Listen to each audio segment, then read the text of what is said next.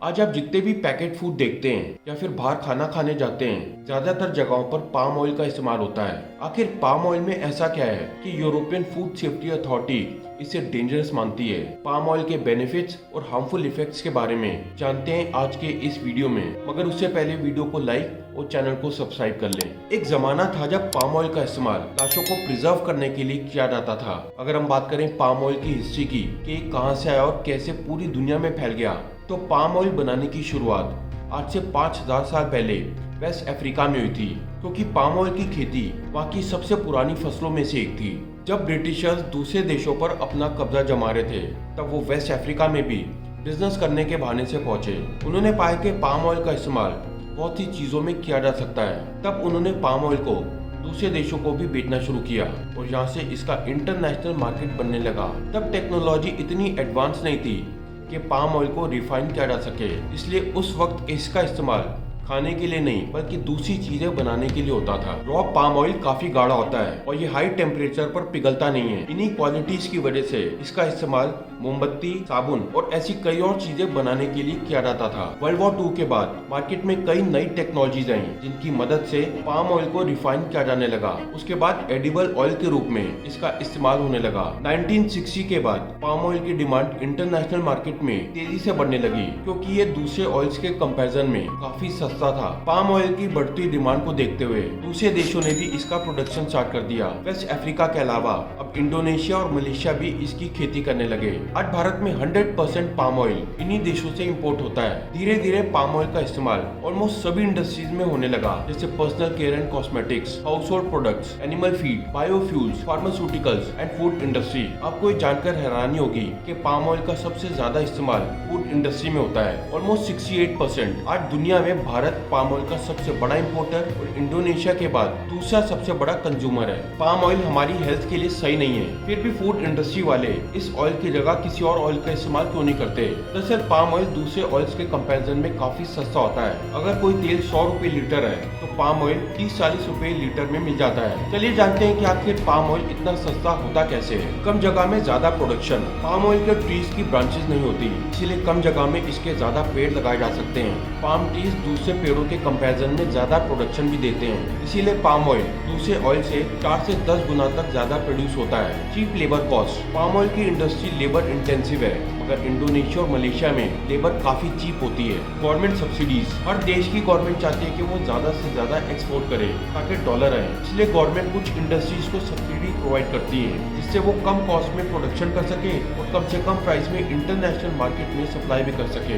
Indonesia और Malaysia की government palm oil industry को सब्सिडी प्रोवाइड करती है, जिससे पाम ऑयल कम से कम प्राइस में बन जाता है और वो दूसरे ऑयल्स के कंपैरिजन में सस्ता भी होता है। Trade policies and tariffs. EU और मलेशिया के बीच में एक फ्री ट्रेड एग्रीमेंट हुआ है, जिसके तहत मलेशिया कम से कम प्राइस में यूरोपियन कंट्रीज को पाम ऑयल सप्लाई करेगा।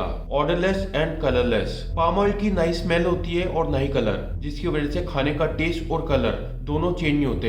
लेकिन अगर कोई कंपनी सरसों के तेल का इस्तेमाल करती है, तो खाने का टेस्ट और कलर दोनों चेंज हो जाते हैं। Slow oxidation process. जब भी हम किसी एप्पल को काटते हैं, तो थोड़ी देर बाद उसका कलर लाल होने लगता है, क्योंकि जैसे ही वो ऑक्सीजन के कांटेक्ट में आता है, उसका ऑक्सीडेशन प्रोसेस स्टार्ट हो जाता है। मगर पाम ऑयल में नेचुरल प्रिजर्वेटिव्स होते हैं, जिनसे ऑक्सीडेशन प्रोसेस स्लो हो जाता है और शेल्फ लाइफ बढ़ जाती है। Stable in high temperature. इसकी वजह से फ्राइड प्रोडक्ट्स में क्रंची फील आता है, इसीलिए दुनिया भर की कंपनीज पाम ऑयल का इस्तेमाल करती हैं। मगर इन सब के बावजूद पाम ऑयल में ऐसी चीजें पाई जाती हैं जो हमारी सेहत के लिए बेहद हानिकारक होती हैं। जैसे एक चम्मच पाम ऑयल में 120 कैलोरीज और 14 ग्राम फैट होता है। इसमें सबसे ज्यादा सैचुरेटेड फैट होता है, जो हमारे शरीर में एलडीएल को बढ़ाता है या फिर बैड कोलेस्ट्रॉल को बढ़ाता है। एलडीएल का फुल फॉर्म होता है लो डेंसिटी लिपोप्रोटीन। अब यहाँ पर एचडीएल को भी जानना जरूरी है, जिसका मतलब होता है high density good cholesterol. LDL हमारी बॉडी की ब्लड स्ट्रीम में ट्रेवल करता है और जहाँ से भी गुजरता है वहाँ पर थोड़ा चिपक जाता है। जब बॉडी में एलडीएल की मात्रा ज्यादा हो जाती है,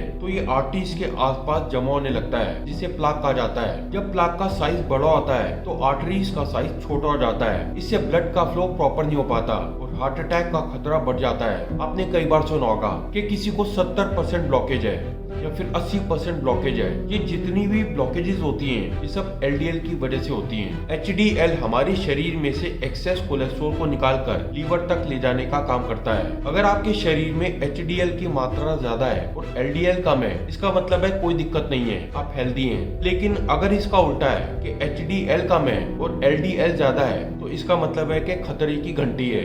जब पाम ऑयल को प्रोसेस किया जाता है तो इससे ग्लाइसिडिल फैटी एसिड एस्टर्स बनते हैं और जब हम इन्हें कंज्यूम करते हैं तो ये फैटी एसिड ब्रेक डाउन होकर ग्लाइसोडोल रिलीज करता है और ये अपने कार्सिनोजेनिक इफेक्ट के लिए जाना जाता है। ये सब तो थे डायरेक्ट इफेक्ट्स, मगर इसके अलावा कई इनडायरेक्ट इफेक्ट्स भी हैं जो पाम ऑयल की वजह से होते हैं। मलेशिया और इंडोनेशिया में पाम ऑयल को उगाने के लिए कई ट्रॉपिकल रेन फॉरेस्ट को डिस्ट्रॉय किया जाता है, कई पेड़ों को जला दिया जाता है जिससे एयर पॉल्यूशन होता है, जंगल में रहने वाले जीव जंतुओं को बेघर होना पड़ता है। मलेशिया और इंडोनेशिया के जंगलों में कई ओरंगुटान बेघर हो रहे हैं। इसके अलावा ग्लोबल वार्मिंग का खतरा भी बढ़ रहा है। आजकल नॉर्मल तेल के अंदर पाम ऑयल को मिक्स किया जाता है और फिर मार्केट में डिस्ट्रीब्यूट किया जाता है। जो चीजें हम अपने बच्चों को बड़े शौक से खिला रहे हैं, जैसे बिस्किट, आइसक्रीम या फिर चॉकलेट, इन सब में पाम ऑयल होता है। आज बहुत ही कम एज में, जैसे 25, 26, 27 या फिर 30, ऐसी कम एज में लोगों को हार्ट अटैक हो रहा है। पाम ऑयल से बचने के लिए पैकेट फूड को अवॉइड करें, जितना कम हो सके बाहर का खाना खाएं, डेली योगा करें, एक्सरसाइज करें और एक हैबिट बना लें कि जब भी आप बाहर से कोई पैकेट फूड खरीदते हैं तो एक बार उसको पलटकर उसका लेबल जरूर पढ़ लें, क्योंकि आज ज्यादातर कंपनियां आपको गुमराह करने के लिए पाम ऑयल को किसी और नाम से लिख रही हैं, जैसे वेजिटेबल ऑयल। अगर आपको ये वीडियो इन्फॉर्मेटिव लगा हो तो इसे लाइक करें, शेयर करें और चैनल को सब्सक्राइब करें।